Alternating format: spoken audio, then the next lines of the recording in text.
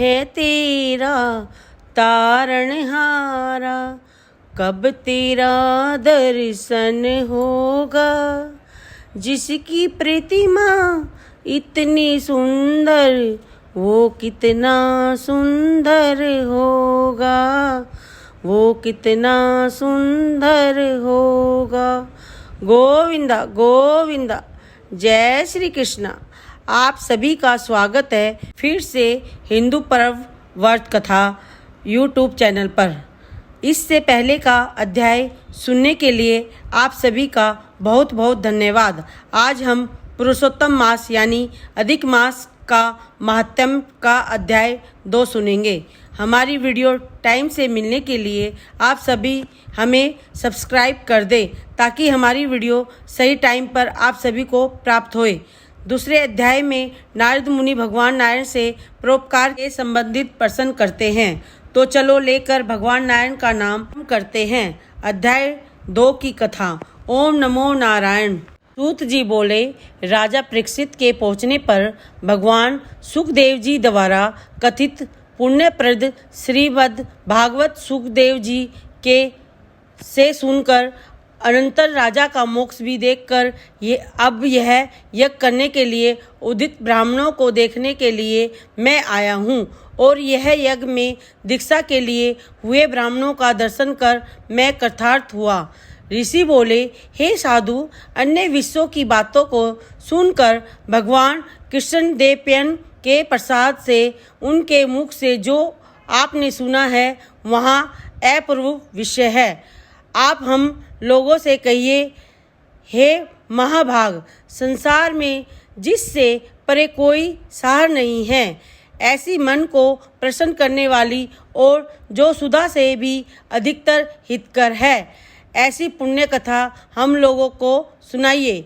सूत जी बोले, विलोम ब्राह्मण के चारु में क्षेत्रीय चारु मिल जाने से उत्पन्न होने पर मैं भी धन्य हूँ, जो श्रेष्ठ पुरुष होने पर भी आप लोग मुझसे पूछ रहे हैं।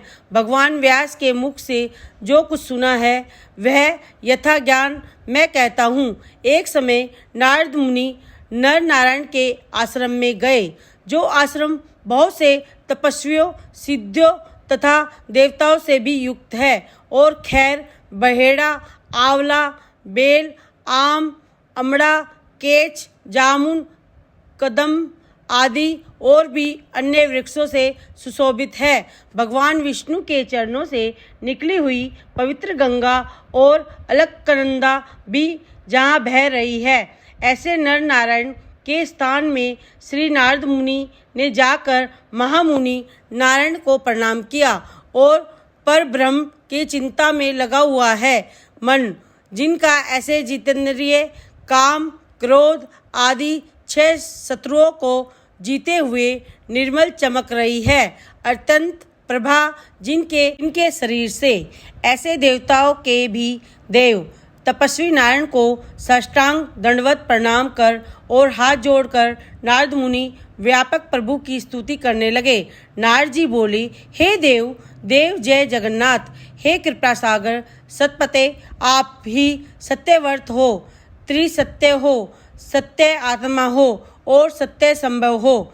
हे सत्य योने, आपको नमस्कार है। मैं आपकी शरण में आया हूँ। आपका जो तप है वह संपूर्ण प्राणियों की शिक्षा के लिए और मर्यादा की स्थापना के लिए।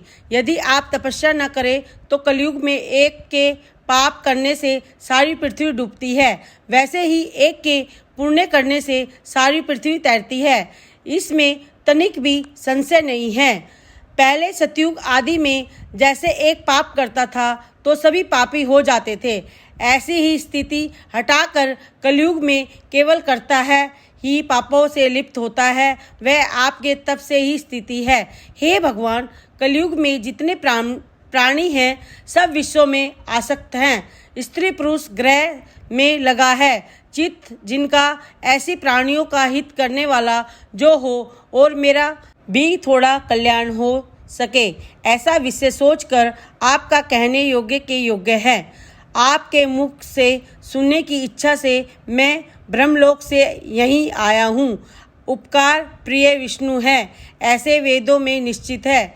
इसलिए लोक उपकार के लिए कथा का सार इस समय आप सुनाइए, जिसके श्रवण मात्र से निर्भय मोक्ष पद की प्राप्ति होती है। इस प्रकार नारद जी के वचनों को सुनकर भगवान ऋषि आनंद से खिलखिला उठे और भुवन को पवित्र करने वाली पुण्य कथा आरंभ की।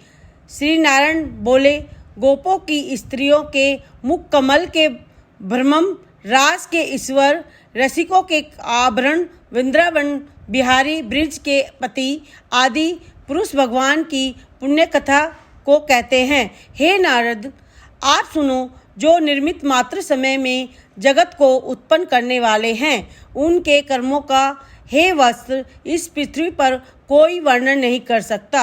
हे नारद मुनि, आप भी भगवान का चरित्र सरस सार जानते हैं और यह भी जानते हैं कि भगवान चरित्र वाणी द्वारा नहीं कहा जा सकता, यद्यपि अद्भुत पुरुषोत्तम माहात्म्य आदर से करते हैं। यह पुरुषोत्तम माहात्म्य दरिद्रता और वैधव्य को नाश करने वाला, यश का दाता, सत्पुत्र और मोक्ष को देने वाला है, अतः शीघ्र ही इसका प्रयोग करना चाहिए। नारद बोले, हे मुनि, पुरुषोत्तम नामक कौन देवता है? इसका माहात्म्य क्या है? यह अद्भुत सा प्रतीत होता है, अतः आप मुझे विस्तार पूर्वक कहिए। सूत जी बोले, श्री नारद का वचन सुनकर नारायण क्षण मात्र पुरुषोत्तम में अच्छी तरह से मन लगाकर बोले। श्री नारायण बोले, पुरुषोत्तम यह मास का नाम जो पड़ा है वह भी कारण से युक्त है। पुरुषोत्तम मास के स्वामी दया सागर पुरुषोत्तम ही हैं, इसलिए ऋषिगण इसको पुरुषोत्तम मास कहते हैं।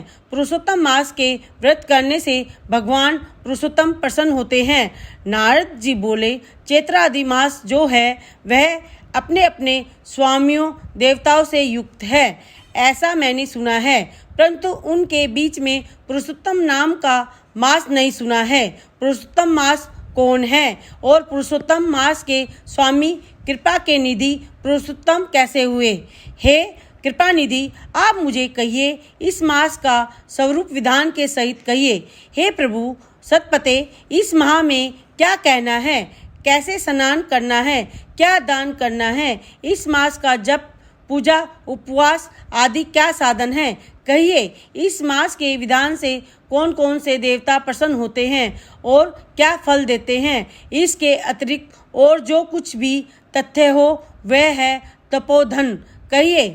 दोनों के ऊपर कृपा करने वाले होते हैं, वह बिना पूछे कृपा करके सतोपदेश दिया करते हैं। इस पृथ्वी पर जो मनुष्य दूसरों के भाग्य के अनुवृत्ति दरिद्रता से पीड़ित, नित्य रोगी रहने वाले, पुत्रों को चाहने वाले, जड़ गूंगे, ऊपर से अपने को बड़ा धार्मिक दर्शाने वाले, विद्यावहीन, मलिन वस्त्रों को धारण करने वाले, नास्तिक, पर स्त्रीगामी, नीच, जर्जर, दासवर्ती करने वाले, आशा जिनकी नष्ट हो गई है, संकल्प जिनके नष्ट हो गए हैं, तत्व जिनके क्षीण हो गए हैं, क्रूरूपी रोगी, कुष्ठी, टेढ़े मेढ़े अंगों वाले, अंधे, इष्ट वियोग, मित्र वियोग, स्त्री वियोग, आत्म पुरुषयोग, माता पिता वहीन, शोक दुख आदि से सूख गए हैं। इनके अंग अपने इष्ट वस्तु से रहित उत्पन्न हुआ करते हैं। वैसे जिन अनुष्ठानों के करने और सुनने से पुनः उत्पन्न न हो, हे प्रभु ऐसे प्रयोग हमको सुनाए। वेदत्व दोष, अंगहीनता, दुष्ट, व्याधियाँ, रक्तपीत आदि, मृगी, राज्यस्मादि जो दोष हैं, इन दोषों से दुखित मनुष्य को देखकर हे जगन्नाथ मैं दुखी हूँ, अतः मेरे ऊपर दया करके हे ब्राह्मण मेरे मन को प्रसन्न करने वाले विषय का विस्तार से बताएं। हे प्रभु आप सर्वज्ञ हैं, समय से तत्वों के आयतन हैं। सूत जी कहते हैं, इस प्रकार नारद के परोपकारी मधुर वचनों को सुनकर देव नारायण चंद्रमा की तरह शांत महामुनि नारद से नए मेघों के समान गंभीर वचन बोले। रात में ये अध्याय समाप्त होता है। इसके आगे भगवान नारायण ने जो कहा वह मैं अगले अध्याय में कल सुनाऊंगी।